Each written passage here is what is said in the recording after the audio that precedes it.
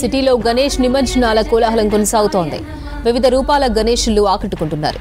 ముఖ్యమైన ఖైరతాబాద్, బాలాపూర్ గణేష్ల నిమజ్జనం పూర్తి కావడంతో పోలీసులు ఊపిరి పీల్చుకున్నారు.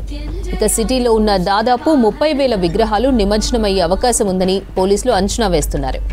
విగ్రహాల నిమజ్జనాలు త్వరగా పూర్తి చేసేలా పగడ్బందీ చర్యలు చేపడుతున్నారు పోలీసులు. సమన్వయంతో నవరాత్రులు చాలా ఆనందంగా అందరూ గడిపినారు. వేడుకలుగా జరిగినాయి. నిమజ్జన కార్యక్రమంకు ఉదయం నుంచి 2-3 రోజుల ముందు నుంచే మండపాల నిర్వాహకులతో అందరితో కూడా సమన్వయం చేస్తూ ఉన్నారు. ఈరోజు ఇప్పుడే ఏరియల్ సర్వే ద్వారా మొత్తం అప్ టు చార్మినార్, దాని తర్వాత బాలాపూర్, ఇటు గచ్చిబౌలి అన్నీ కూడా చూస్తే ఇంకా విగ్రహాలందరూ కూడా కార్యక్రమాన్ని వెంటనే నిమజ్జనం చేయాలనే ఆలోచనతో బయటికి రావాల్సిన అవసరం ఉంది.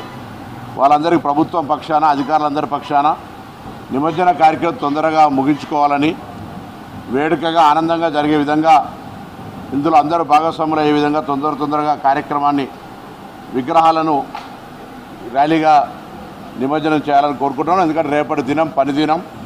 ఈరోజు ప్రభుత్వం తరఫున అన్ని రకాల సౌకర్యాలు కలిగజేస్తూ ఉంది కాబట్టి ఈ అవకాశాన్ని వినియోగించుకొని తొందరగా నిమజ్జనంలో ప్రజల భాగస్వామ్యంతో తొందరగా ముగించమని విజ్ఞప్తి చేస్తా ఉన్నాం ప్రభుత్వం పక్షాన.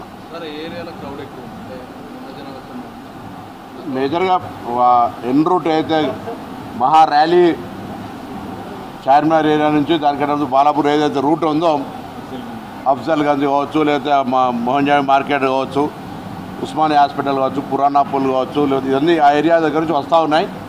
ఇవంతా కూడా కొత్త నిర్వాహకులకు విజ్ఞప్తి ఉందని ప్రభుత్వం తరఫున కొంచెం మూమెంట్ స్పీడప్ చేసి తొందరగా పూర్తి చేసుకుంటే అందరికీ ఆనందంగా పండగలాగా జరుపుకుంటుందని మీ ద్వారా వాళ్ళందరికీ విజ్ఞప్తి చేస్తాను.